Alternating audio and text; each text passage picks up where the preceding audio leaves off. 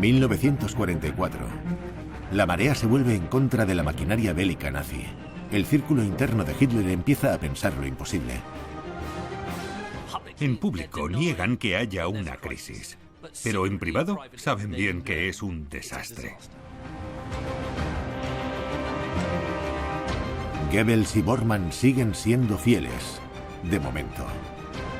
Pero la mano derecha de Hitler, Hermann Göring, se prepara para vivir después de la guerra. Göring siempre quiso ponerle las manazas encima al liderazgo, al premio gordo. Y la mente maestra del Holocausto, Heinrich Himmler, negocia en secreto con los aliados. Es muy arriesgado. Se lo está jugando todo.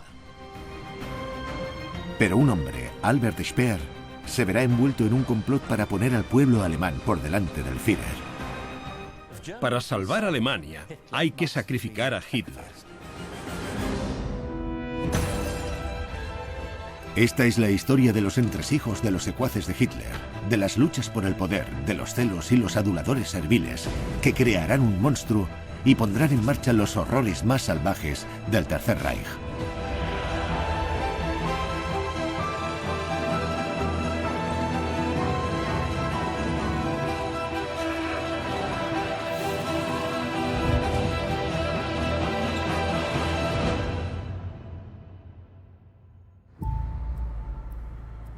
Julio de 1944.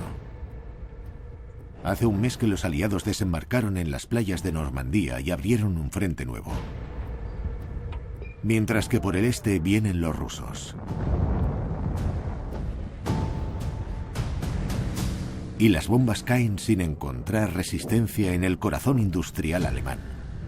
Los ataques no cesan. Adolf Hitler es una sombra de lo que fue.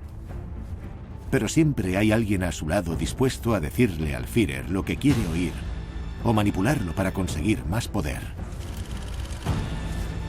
Martin Bormann. No es glamuroso, no destaca, el público no lo conoce. Es bastante callado, pero de repente, poco a poco y de forma siniestra, el pueblo se da cuenta de que siempre está ahí. Como siempre, Bormann se pasa la mayoría del tiempo alimentando la paranoia de Hitler. Dice que no puede fiarse de nadie. Bormann consolida su posición apelando a que Hitler no confíe en nadie más. Cada vez cierra más el círculo de Hitler y su gente de confianza. Bormann se vuelve el portero del círculo interno de Hitler. Si estás con él, podrás hablar con Hitler. Si Bormann se vuelve en tu contra, seguramente pierdas también el acceso a Hitler. Que la guerra vaya mal no hace sino acercar más a Bormann al Führer. Pero otros están en crisis. Los pasados 4 meses, Albert Speer, el antaño niño bonito de Hitler, ha estado intentando recuperarse de un colapso nervioso. Al que fuera arquitecto le encargan la misión imposible de suministrarle armas, bombas y balas al ejército alemán. No puede fabricar armamento al ritmo que le exigen y en verano de 1944 Alemania empieza a quedarse sin combustible. Speer sabe que mientras los aliados destruyen las fábricas, sus rivales conspiran para destruirlo a él. Ponerse enfermo es una catástrofe para todo nazi. Es una oportunidad para los demás de ocupar su lugar y estrechar lazos con Hitler. Tiene graves problemas que no puede solucionar. Speer, que intenta trabajar aunque esté convaleciente, busca una salida.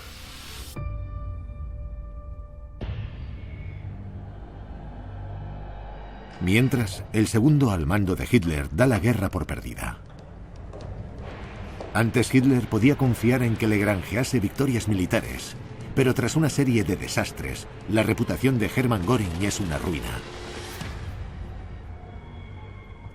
Hitler ya no confía en él, y Göring espera a que la guerra acabe desde su residencia privada, adicto a la morfina. Antes fue una figura crucial del Tercer Reich y sigue siendo el segundo, pero está hecho polvo, es un drogadicto y se pasa el día en su casa. Como es evidente que Hitler se viene abajo, Göring saca fuerzas de flaqueza. cree que será él quien lidere a Alemania llegado el momento.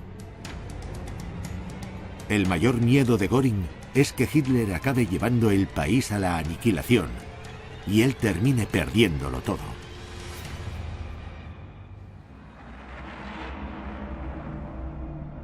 El ministro de propaganda nazi, Joseph Goebbels, tiene dificultades para que la gente haga caso a las noticias positivas que dan.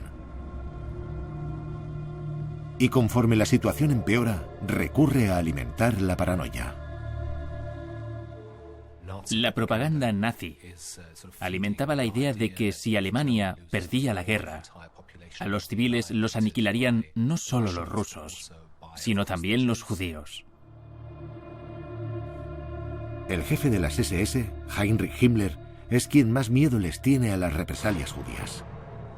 Como encargado de la solución final, cada vez se pone más nervioso y empieza a tener pensamientos desleales. Aunque Göring se considere el sucesor natural de Hitler, Himmler tiene otras ideas. Ni siquiera alguien tan leal como Himmler se imagina la vida tras Hitler. Intenta hacer pactos a espaldas de Hitler para posicionarse como líder nazi tras la caída del Tercer Reich. Aunque algunas lealtades del círculo interno sufren fracturas, fuera de él también hay cada vez más descontento, incluso dentro del propio ejército. Los militares conservadores cada vez se preocupaban más, no solo por cómo se libraba la guerra, sino también por los resultados. Desde el principio hubo tensión entre los nazis y el ejército alemán. Y es que el ejército nunca llegó a aceptar del todo a los nazis. La devoción por el Führer está cayendo, y Hitler sabe que debe llevar cuidado. Ya ha sufrido 2 intentos de asesinato y no puede permitirse arriesgarse más.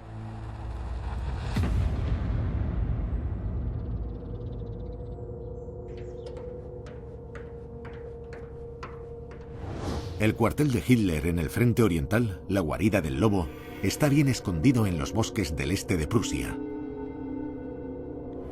Solo se puede llegar por una vía. Es una fortaleza camuflada llena de tropas de las SS. Y es desde este escondite que Hitler dirige la guerra. Pronto, Hitler recibirá al dictador fascista italiano Benito Mussolini. Pero primero celebra su reunión diaria para intentar evitar el desastre militar que tiene lugar a su alrededor. Pero si Hitler se siente a salvo aquí, se equivoca.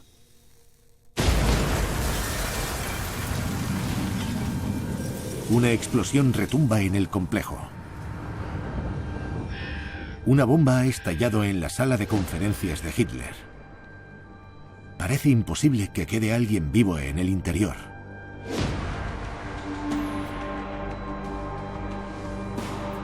Pero de algún modo, Hitler sobrevive. Hitler sufre heridas leves. Le han reventado los tímpanos y tiene cortes y quemaduras. Pero en general está bien. Cuando se despeja el humo, empieza la caza del traidor. Saben que tiene que haber sido alguien de dentro. El único grupo que tenía posibilidades realistas de asesinar a Hitler eran los que estaban físicamente cerca de él. En cuanto estalla la bomba, empiezan a echarse las culpas. La fachada del partido oculta un nido de envidia, avaricia y pugnas por el poder. Para el círculo interno no hay nadie libre de sospecha. Más de 600 kilómetros al oeste, en Berlín, Joseph Goebbels recibe la noticia de la guarida del lobo. Está ansioso por demostrar su lealtad y seguir con sus ambiciones políticas. El atentado le da a Goebbels, que está en Berlín, una oportunidad de oro para demostrarle a su adorado Hitler que está preparado para ostentar un cargo superior en vez de ser solo el ministro de propaganda. Goebbels entra en acción. Vemos un breve resurgimiento de las cualidades luchadoras que tantos éxitos le consiguieron antes de 1933. Goebbels va a por un eslabón débil del círculo interno, un hombre que acaba de salir del hospital y que se halla bajo una enorme presión. El ministro de Armamento, Albert Speer. Speer había ingresado relativamente tarde en el círculo interno, pero el joven arquitecto había aprendido a aprovecharse de la debilidad del Führer por la construcción. Hitler opina que Speer será de utilidad. Hitler siente tanta afinidad que es para plantearse si él también quiso ser arquitecto.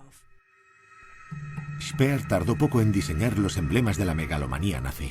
Tiene un gran éxito. Empieza de maravilla. Al principio, Goebbels admiraba mucho a Speer, pero se había ido poniendo cada vez más celoso porque el Führer le prestaba una atención enorme al arquitecto. Las relaciones de Goebbels y Speer con Hitler tienen cierto componente homoerótico. Hitler había ascendido a Speer a ministro de Armamento, el responsable de equipar al ejército alemán. Pero Goebbels sospecha que, dadas las exigencias imposibles y que cada vez está más desesperado, Speer podría tener motivos para cometer un asesinato. Y al contar con un enorme ejército de mano de obra esclava inmigrante, para Speer habría sido facilísimo introducir una bomba en la guarida del lobo. Dirige la organización TOT, que suministra a todos estos trabajadores extranjeros. Y en la guarida del lobo hay mucha mano de obra de la guarida del lobo. Y Goebbels sospecha muchísimo de Speer. Y por eso llama a Speer y le dice: ven a verme, que quiero que me lo cuentes todo. Cuando Speer llega al Ministerio de Propaganda, no sabe que es sospechoso. Goebbels piensa interrogarlo acerca de los trabajadores extranjeros de la organización TOT. Goebbels acusa a Speer de permitir que esa gente vaya sin ton ni son por el complejo, saltándose todas las normas de seguridad que tenían. A lo mejor Speer lo había permitido deliberadamente, y de ser así, ¿era él el traidor? Pero el interrogatorio se ve ensombrecido por los acontecimientos. Speer y Goebbels miran por la ventana y ven a las tropas. No tienen ni idea de si les son leales u hostiles. Están que no saben si ni sí ni no. Las tropas de la división Grossdeutschland, equipados para el combate, rodean el edificio y toman posiciones para cerrar la puerta de Brandenburgo. Queda claro que el atentado contra Hitler forma parte de una conspiración mayor, un golpe militar a gran escala.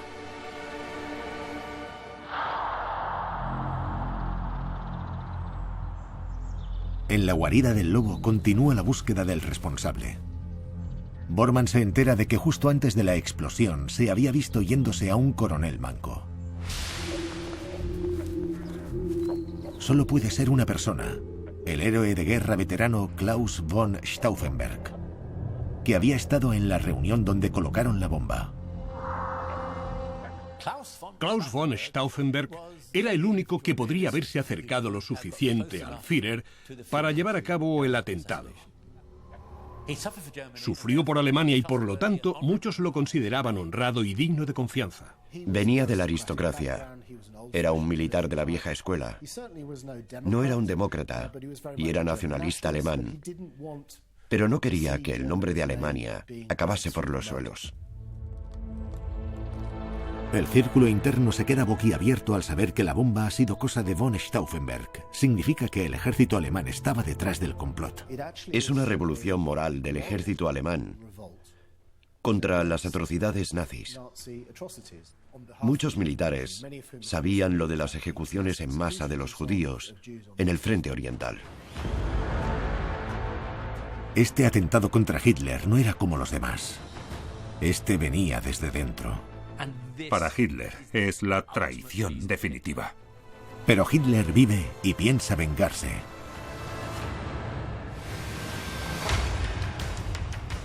Von Stauffenberg, que da al Führer por muerto, ha huido a Berlín y ha ordenado que el ejército se ponga en marcha. Es la Operación Valquiria. Existe un plan oficial para que el ejército en la reserva tome el poder si Hitler muere. El complot para echar a los nazis está en marcha. Si tiene éxito, el ejército se hará con el control de Alemania. El plan de los conspiradores es utilizar el Plan Valkyria oficial, que supone el cierre de seguridad de Berlín y otras ciudades importantes. Pero el plan tiene un fallo crucial. Dejaron a Goebbels con acceso telefónico directo a la guarida del lobo, por lo que pudo hacer planes. Cuando la importancia del golpe de Estado se vuelve evidente, el círculo interno se revoluciona. Todo el mundo es sospechoso. Quieren saber hasta dónde llega el golpe. ¿Es solo cosa de los generales? ¿Son solo los aristócratas prusianos? ¿O también es cosa de los propios nazis? Hitler le ordena a Heinrich Himmler que vuele a Berlín de inmediato y se ocupe de la situación. Uno de los que más se beneficia del atentado es Heinrich Himmler. Se produce un tremendo aumento de la seguridad y la recopilación de información, y todo eso es competencia de las SS. Tiene permiso para ir a por todos los enemigos que el Reich tiene fichados.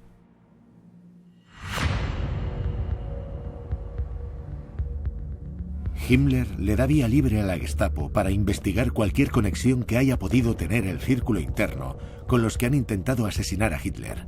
El principal sospechoso es un hombre famoso por sus contactos con las esferas empresariales y aristocráticas alemanas, Hermann Göring. Es un héroe de la guerra, de la Primera Guerra Mundial. Tiene el uniforme lleno de medallas. Es muy ostentoso, lo que lo convierte en un objetivo fácil para los líderes nazis más radicales. Sin saber que su antiguo enemigo Himmler lo tiene en el punto de mira, Göring abandona su mansión y se dispone a acompañar a Hitler en la guarida del lobo. Por increíble que parezca, pese a los tímpanos dañados, las quemaduras y el corte de la mano, Hitler insiste en que la visita de Mussolini no se cancele.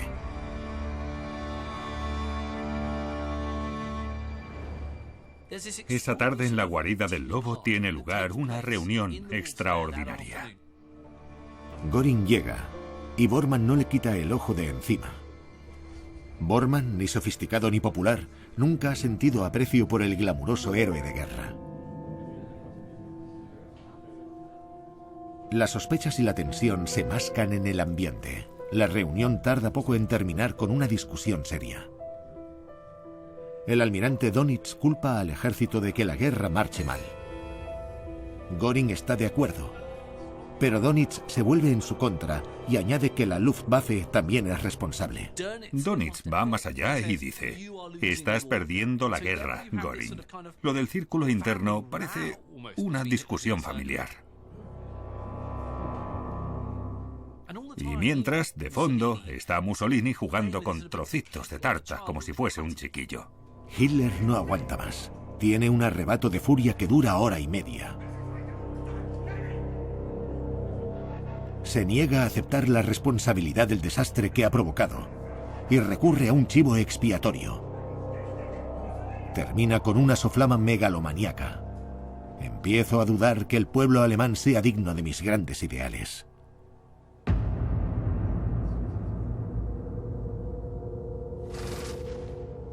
Poco después, Hitler, que cada vez se deja grabar menos, es capturado por la cámara junto a Bormann y Göring, mientras se despide de Mussolini. Será la última vez que los dos dictadores se vean. Ahora que el tren se aleja, vuelven a lo que estaban: el atentado.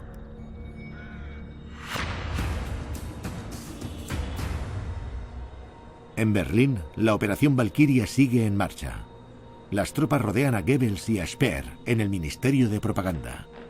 El comandante Otto Remmer está al mando del ejército. Remmer, que da a Hitler por muerto, no es consciente de que está formando parte de un golpe de Estado.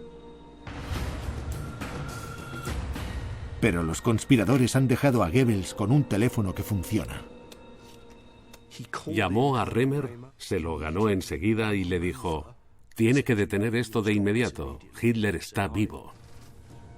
El comandante Remmer obedece, pero el golpe sigue en marcha. Himmler ordena que se cancele la Operación Valkyria, pero no es suficiente. Cundió el pánico en Berlín y entre el partido. Muchos de los que se habían enterado del atentado esperaban que Hitler hubiese muerto. El ministro de propaganda, Goebbels, se da cuenta de lo que hay que hacer. Saber que Hitler está vivo pondrá fin a la Operación Valkyria.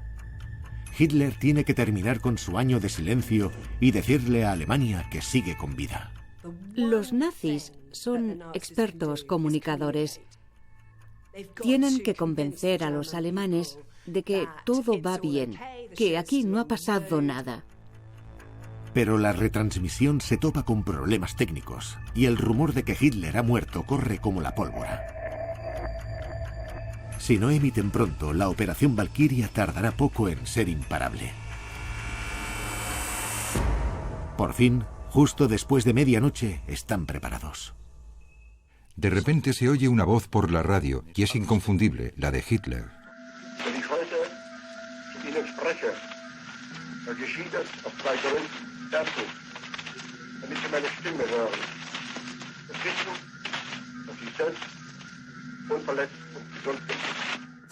La gente quedó impresionada. Fue extraordinario.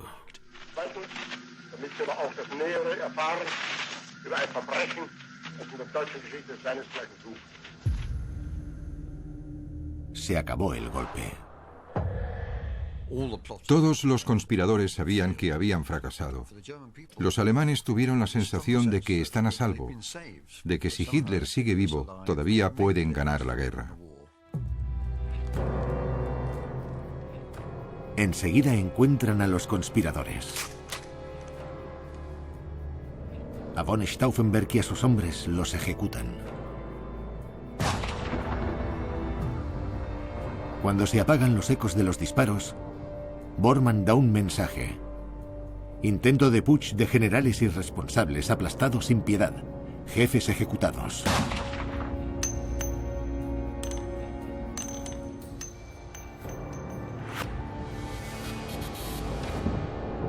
Queda claro que el atentado iba a ser el inicio de una revolución militar y política contra el régimen. Es un movimiento heterogéneo que incluye liberales y gente con valores cristianos, pero también conservadores que están muy preocupados.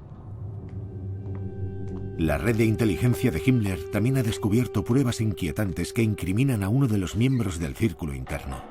En la caja fuerte de los conspiradores, las SS encuentran una lista preliminar de los líderes de un hipotético gobierno nuevo en caso de éxito del golpe. Al lado de ministro de armamento ponía a Speer. Albert Speer vuelve a la palestra. Himmler también descubrió en el diario de von Stauffenberg que habían invitado a Speer a reunirse con los conspiradores el mismo día del intento de asesinato de Hitler. Speer tiene el futuro muy negro. Himmler da una orden de inmediato, que se detengan las ejecuciones. Para llevar a cabo purgas en masa de la oposición, Hitler necesita información, y los muertos no hablan. Los torturan salvajemente hasta que confiesan todos sus secretos. Entonces es cuando los ahorcan. Se difunde el rumor de que han arrestado a Albert Speer y que incluso lo han ejecutado. Pero lo cierto es que la Gestapo descubre que las pruebas contra Speer no son concluyentes. Por suerte, Speer había rechazado la invitación para reunirse con los conspiradores. Speer dijo, no puedo ir, estoy muy liado y además estoy hecho polvo. Razones legítimas. Y lo de poner a Speer como ministro de armamento podría haber sido más un deseo de los conspiradores que otra cosa. Por suerte, al lado del apellido y al lápiz, había una interrogación y 3 palabras, si es posible.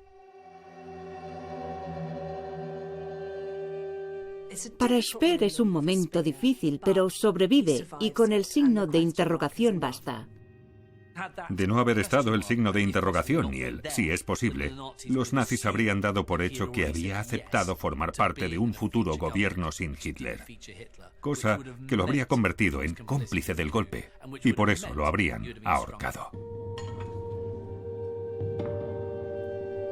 Tras el golpe frustrado, ejecutan a miles. A muchos los cuelgan como a trozos de carne. Algunas ejecuciones hasta las graban por orden de Hitler para que puedan verse cuando le apetezca.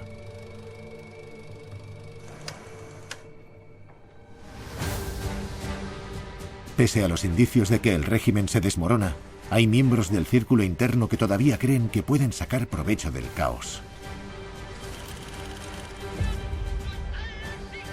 Unos meses antes, Goebbels había dado un gran discurso ante el pueblo alemán en el que los exhortaba a movilizarse para ayudar en la guerra.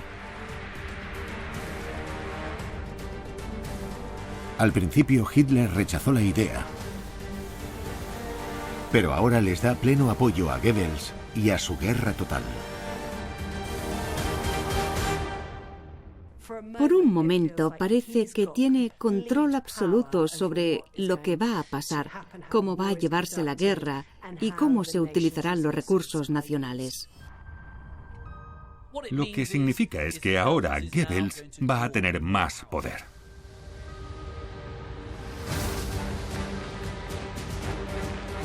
Goebbels intenta que 1.200.000 hombres del sector civil se movilicen para combatir en el frente. Ahora van a por todas. Pero Goebbels no es el único miembro del círculo interno que mejora su situación. Como mente maestra de la solución final, de momento la carrera de Himmler ha consistido en declararles la guerra a los civiles, pero siempre ha soñado con las conquistas militares.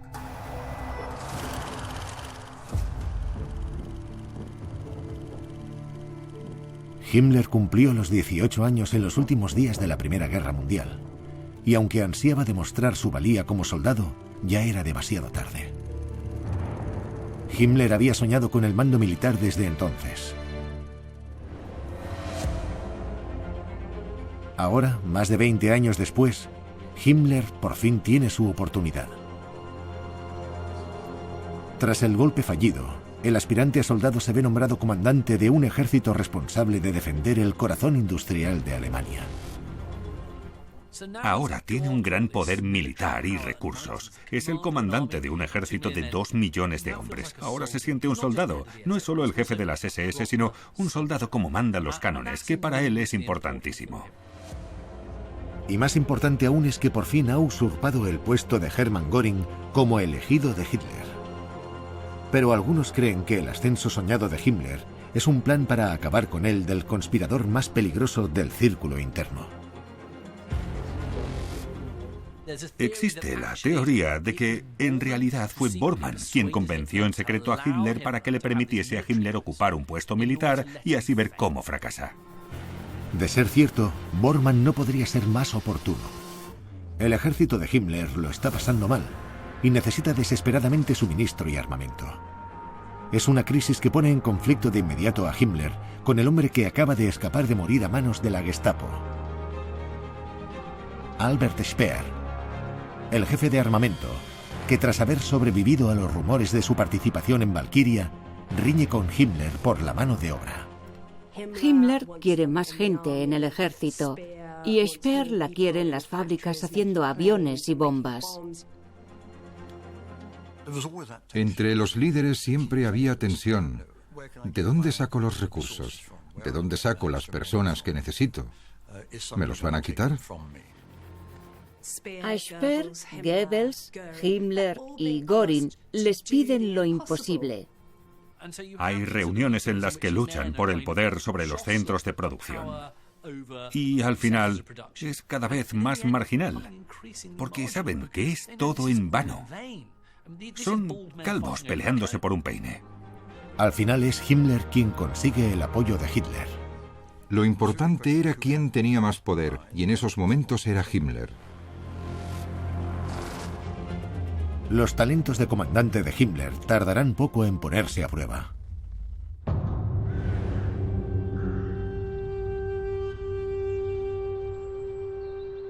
En la guarida del lobo, Hitler sigue convencido de que puede ganar la guerra.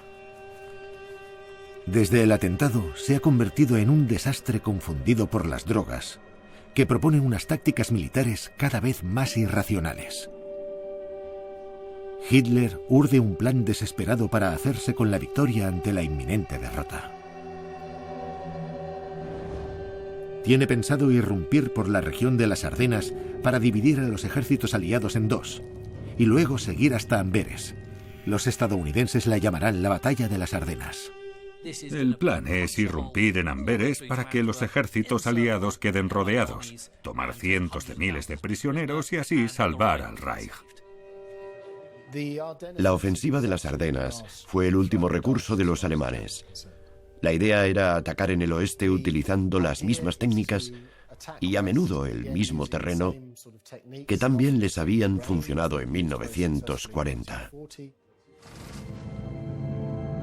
Hasta entonces, la Blitzkrieg había sido posible gracias a su abrumadora potencia de fuego aérea.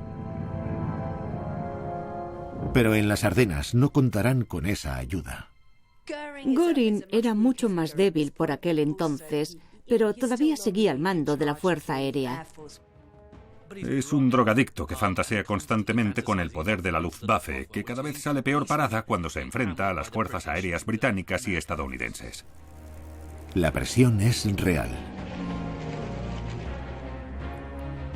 Para triunfar, los nazis necesitarán 200.000 hombres y una enorme cantidad de tanques, artillería y munición. Estratégicamente, habría sido un golpe maestro, pero el problema es que los alemanes no tenían ni el combustible, ni los hombres, ni el equipo militar para llevarlo a cabo.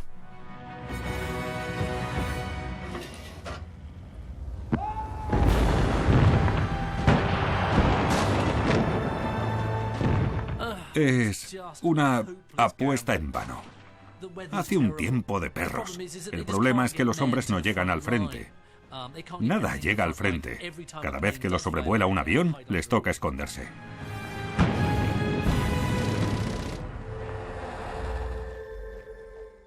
Alemania no está en condiciones de acometer ofensivas a gran escala, como las del invierno del 44 y el 45. Es una causa perdida. El pequeño papel de Himmler en la operación y su primera incursión en el mando militar termina en desastre. Pero Hitler le da otra oportunidad al comandante novato. Esta vez, el ejército tiene que defender Berlín de los soviéticos que avanzan por el frente oriental.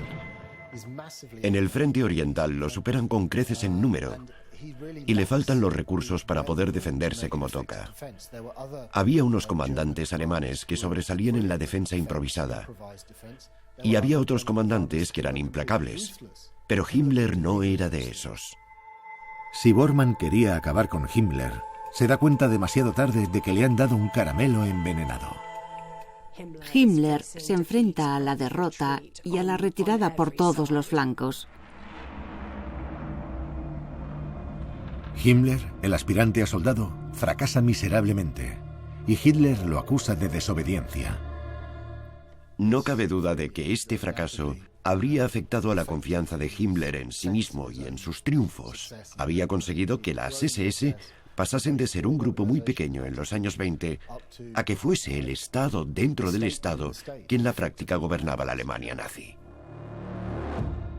Por fin ha cumplido su sueño, su objetivo de ser el segundo indiscutible de Hitler.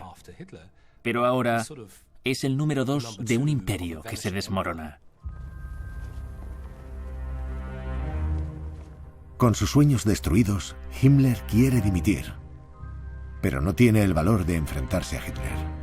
Le falta coraje para reconocerlo ante Hitler porque quería haber hecho tal y cual, y al final hace que vaya otra persona a contárselo a Hitler mientras él se retira. Himmler se va a un sanatorio a 100 kilómetros al norte de Berlín, donde lo tratan por estrés y dolores estomacales. ¿Dónde está? Básicamente se hace el enfermo.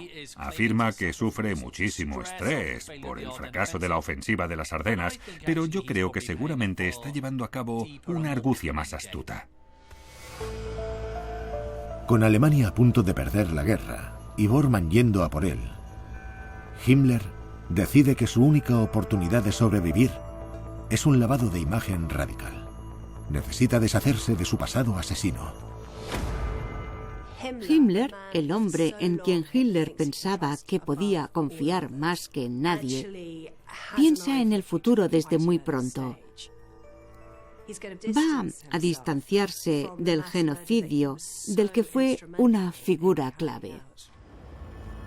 Pocos meses antes, Himmler había ordenado que las cámaras de gas y los crematorios de los campos de concentración se cerrasen. No fue por simpatía hacia los prisioneros. Quería intentar dar buena imagen ante los aliados cuando ganasen. Sus hombres empiezan a destruir las pruebas. Queman los bloques de prisioneros, muchos con los internos dentro.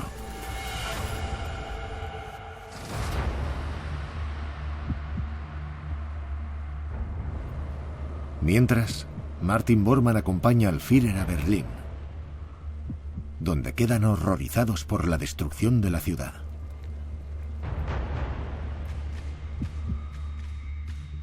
La última vez que habían visto la Cancillería del Reich había sido el mes anterior. Ahora está en ruinas, con todas las ventanas rotas. Lo único que queda habitable son la planta baja y el sótano. El despacho y residencia de Hitler se han reubicado en el Führerbunker, debajo del jardín de la Cancillería. Está diseñado por el hombre en quien Hitler sigue confiando más que en nadie, Albert Speer.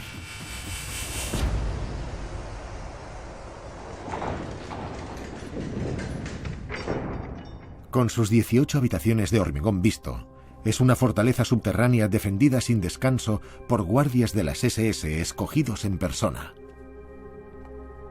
Pero el Führer a quien protegen es un hombre destrozado. A principios del 45, Hitler está hecho polvo. Cada vez depende más de toda clase de drogas raras y maravillosas. Hitler está hecho una piltrafa, y la mano izquierda le tiembla desde el atentado Valkyria. Pero el círculo interno no hace nada. Parecen paralizados por el miedo. Hace falta valor para decirle: se equivoca, vamos a dejar de seguirle. Es imposible. Saben que cualquier error puede llevarles a ser la próxima víctima de la sombra silenciosa de Hitler, Martin Bormann. Era muy peligroso caerle mal a Bormann, porque en cierto modo era el sicario de Hitler. Si Hitler tenía algún problema con alguien, le decía a Bormann que no quería volver a ver nunca más a esa persona. Todo el mundo está muy tenso. Todos quieren que Hitler esté contento. Todos saben que Bormann puede mandar un escuadrón para matarlos.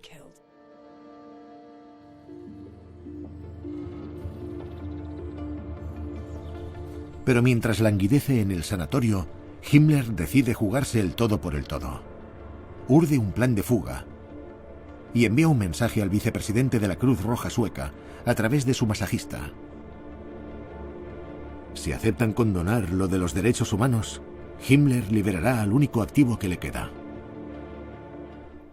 Himmler empieza a usar a los prisioneros de los campos como moneda de cambio. Quiere comprar su libertad con vidas judías. Es asqueroso. Usa rehenes, escudos humanos, para negociar lo que espera que sea su libertad. Para Hitler esto es alta traición y quiere ver a Himmler ahorcado. Pero en realidad es señal de la poca autoridad que tiene ya Hitler sobre Himmler, porque éste se envalentona. Es muy arriesgado. Se lo está jugando todo. Himmler confía en que la liberación de los prisioneros abra un canal de comunicación con los aliados. No comprende la situación. Es ingenuo pensar que precisamente él va a poder negociar un acuerdo aparte con los aliados. Incluso espera que su nueva imagen de nazi que liberó a los judíos pueda asegurarle el liderazgo de la Alemania de posguerra. Himmler fantasea y sobrevalora su estatus internacional y sus posibilidades.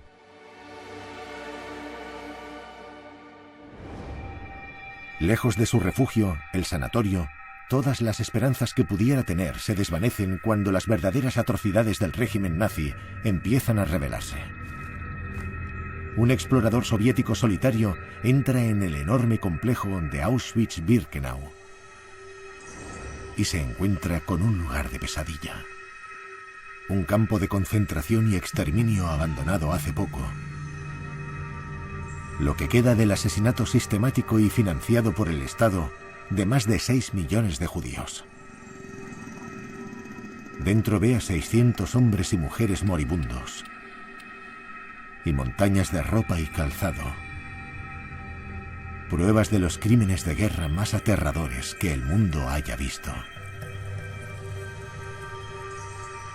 Pero el cerco se estrecha alrededor del Tercer Reich.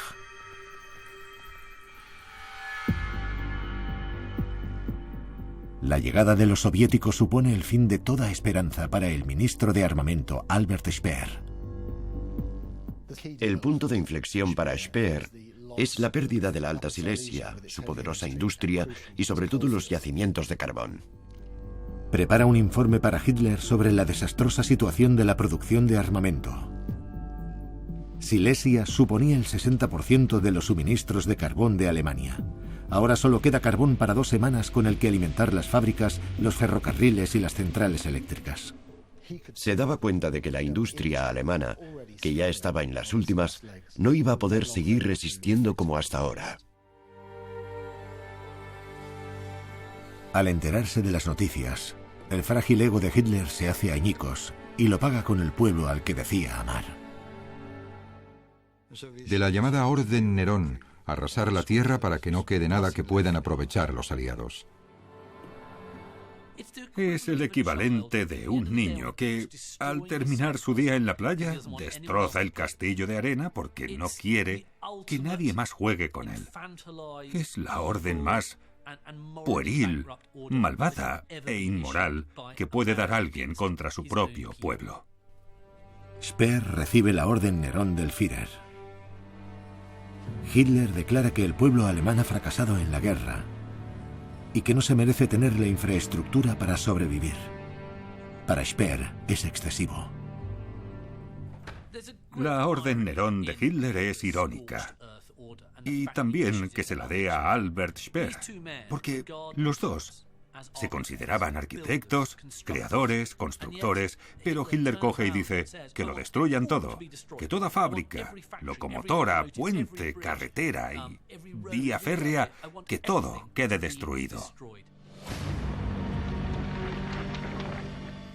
Esa idea suicida de que todo acabase como en el Valhalla era algo que Speer no podía tolerar. No quiere que el pueblo alemán acabe suicidándose. No quiere que haya hambrunas en masa. No puede permitir que mueran cientos de miles de alemanes.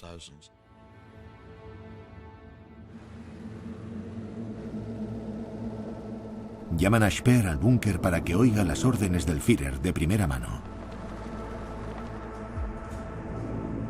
Speer no puede creerse que su amigo y mentor Adolf Hitler pueda ser tan inhumano con su propio pueblo.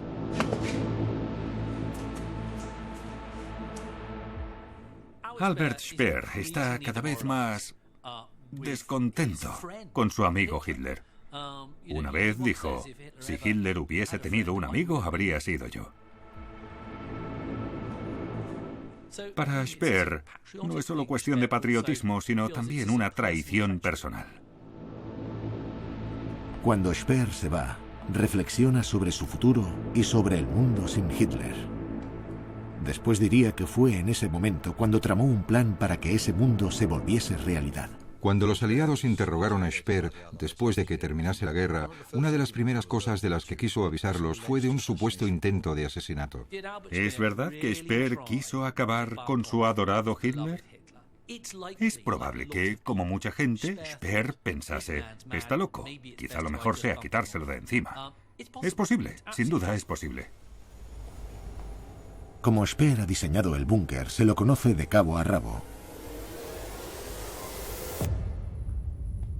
Y tiene claro que una bomba colocada estratégicamente en uno de los conductos de ventilación puede matar a todos los ocupantes. Hay un conducto que permite que entre aire en el edificio. Le parece que no hay nada más sencillo que hacerse con gas venenoso, con tabún, un agente nervioso de una toxicidad increíble. Duras poco una vez lo has ingerido. Si se introduce en el suministro de aire del búnker, problema resuelto. Pero según Speer, las entradas de aire se han desplazado. Hitler ha ordenado que se levanten las entradas por si los rusos atacan con gas, porque como el gas suele pesar más que el aire, cae a ras de suelo y por eso el gas no entraría por el conducto. El supuesto plan de Speer se ve frustrado. Creo que no cabe duda de que lo había pensado y hablado con su gente y demás. Pero veo mucho más probable que usase la historia para convencer a los aliados de que no era tan malvado como los demás nazis.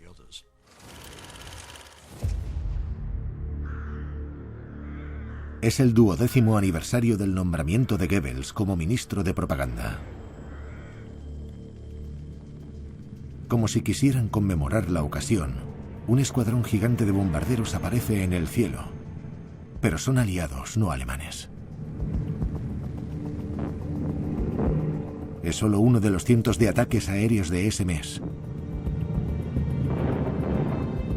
que sueltan 2000 toneladas de bombas sobre la ciudad de Berlín. Y ni uno solo de los pilotos de la Luftwaffe de Göring intenta detenerlos.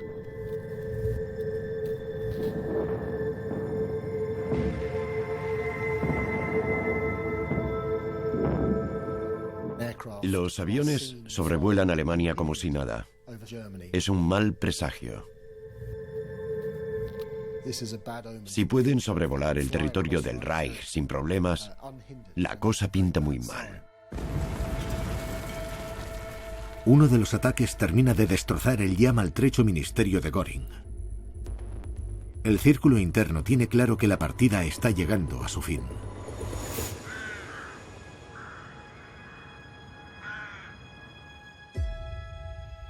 Göring se dedica a asegurarse de que sus preciosas obras de arte robadas de los mejores museos de Europa queden escondidas de los aliados.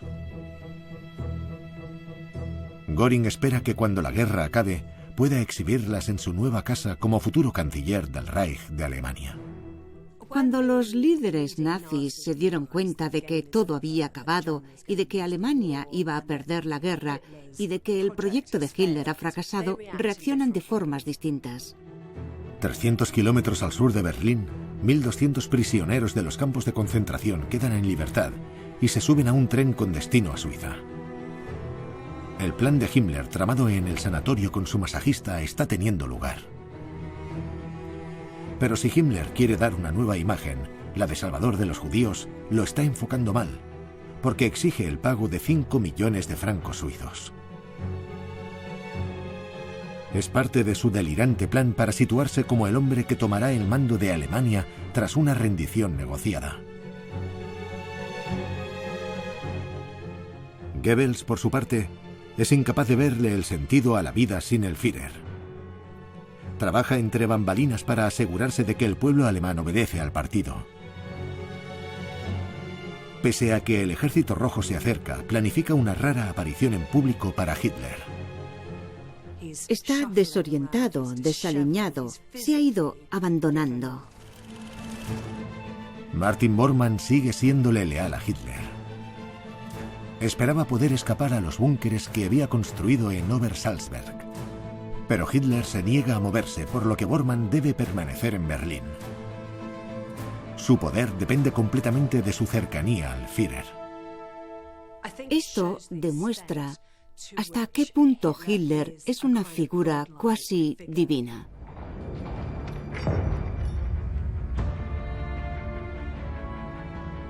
Un pequeño grupo de nazis dedicados acompaña a Hitler en la fortaleza subterránea.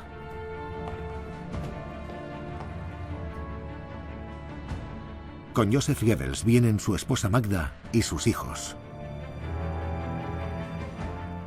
Magda Goebbels es una apasionada defensora de Hitler. Siempre me ha parecido trágico y perturbador a la vez.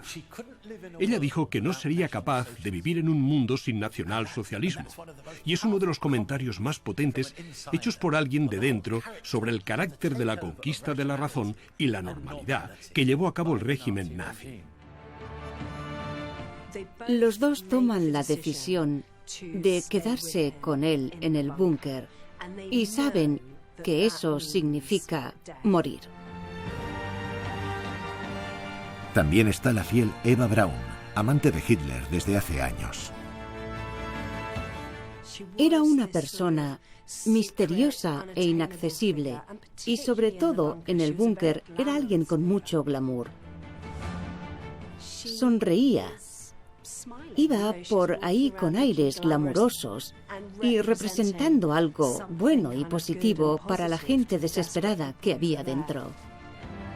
Pero el Reich, que iba a durar 1000 años, tiene los días contados.